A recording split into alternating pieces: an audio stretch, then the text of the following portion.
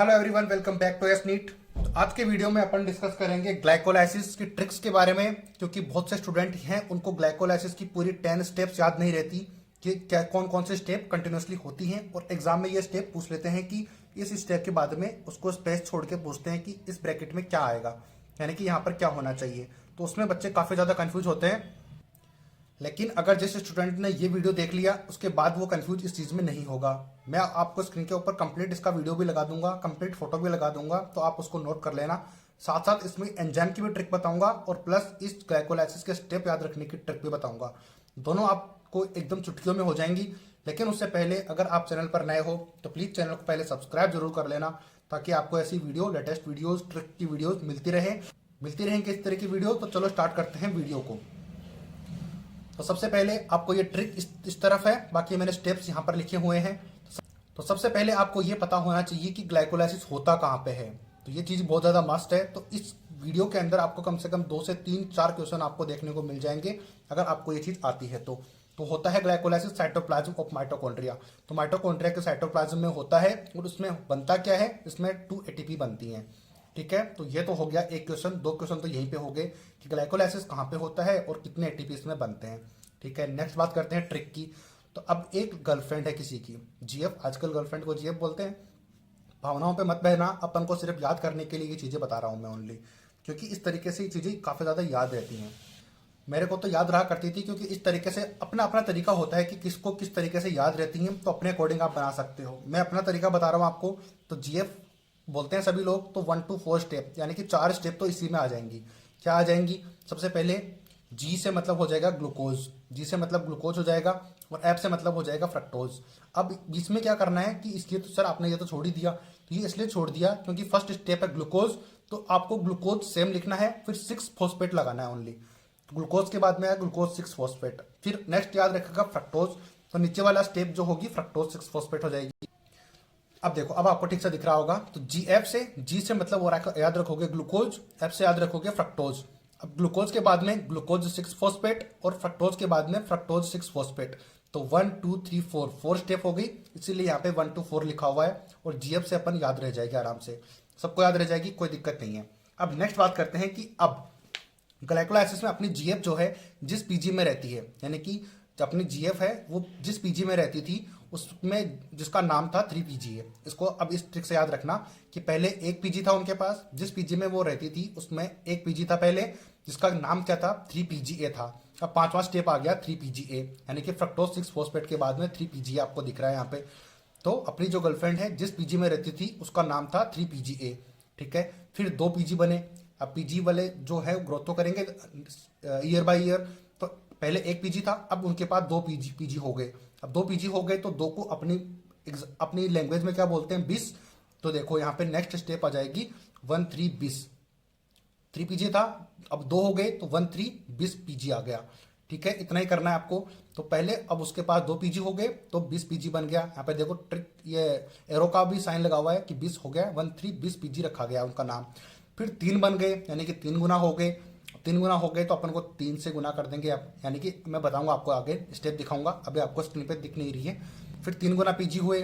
ठीक है, कुछ पीजीए में पपीज भी रखते हैं, यानी कि आपने देखा होगा कुछ पीजी होते हैं उनमें छोटे छोटे पपीज रखते हैं ना, डॉगी, क्यूट लगते हैं वो। तो कुछ पीजी में पपीज भी रखते हैं। तो यानी कि ये PGA 8th स्टेप हो गया, और PE मतलब हो जाएगा PEP, ये 9th स्टेप है, और PY से हो जाएगा पायरुवेट, ये 10th स्टेप हो गया।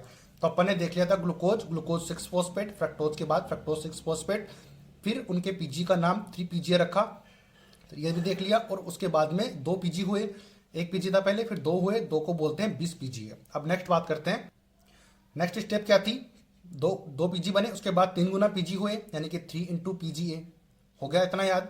इस पीजी के बाद में 8वां स्टेप था कि कुछ पीजी में, अब कुछ पीजी क्या है, कुछ पीजीए के अंदर पपीज भी रखे गए।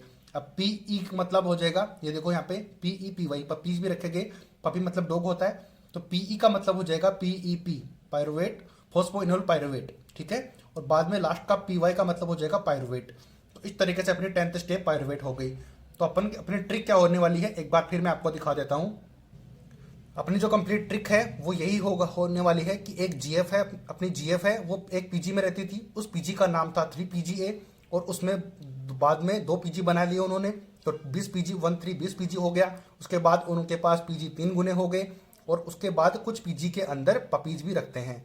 तो ये ट्रिक हो गए अपने, इससे अपनों को सारी चीज़ें याद रह जाएंगी। तो आप एक बार वीडियो को दोबारा देखोगे तो आपको सारी चीज़ें कंफर्म हो जाएगी कि कौन से 10 स्टेप थी। अब नेक्स्ट बात करते हैं अब इन 10 स्टेप में यूज होने वाले एंजाइम्स की ट्रिक। यहाँ पे अपन बात करते हैं एंजाइम्स की। तो अब एंजाइम्स के लिए क्या होता है कि एक आरती नाम की लड़की है, उसके पास उसकी फ्रेंड जाती है उससे मिलने के लिए। तो वो देखती है कि आरती जो है जीके पढ़ने में ही पागल हो रखी है, यानी कि कंपटीशन की तैयारी कर रही है आरती, और तो उसके जो फ्रेंड जाती है तो उसके ऊपर वो ध्यान नहीं देती है। तो देखो इसकी ट्रिक क्या होने वाली है। हाय आरती, उसकी फ्रेंड जाके बोलती है कि हाय आरती।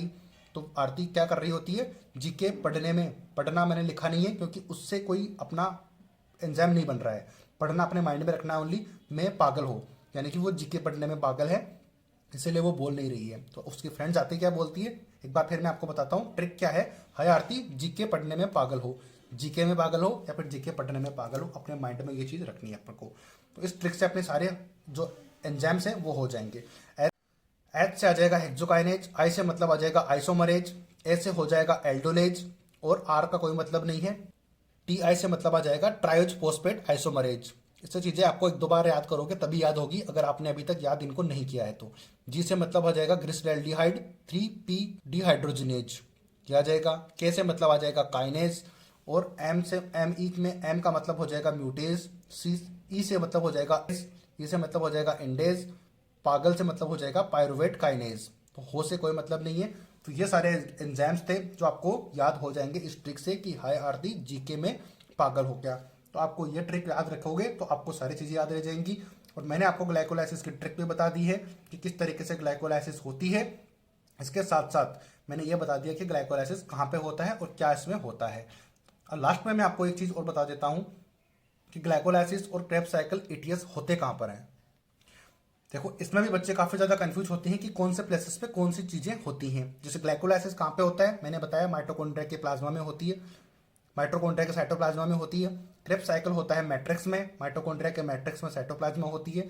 और ईटीएस होती है माइटोकॉन्ड्रिया के इनर माइटोकॉन्ड्रियल जो मेम्ब्रेन होती है वहाँ पर ये चीज़ें परफॉर्म होती है।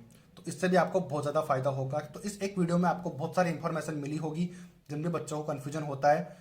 तो आई होप आपको ये वीडियो पसंद आया होगा। अगर यहाँ तक वीडियो देखा है तो चैनल को सब्सक्राइब कर देना, बेल आइकन को प्रेस कर देना, और ज़्यादा से ज़्यादा बच्चों के पास शेयर कर देना ताकि सबका फायदा हो सके। मिलते हैं ऐसे ही अपडेट के साथ, तब तक के लिए जय हिंद।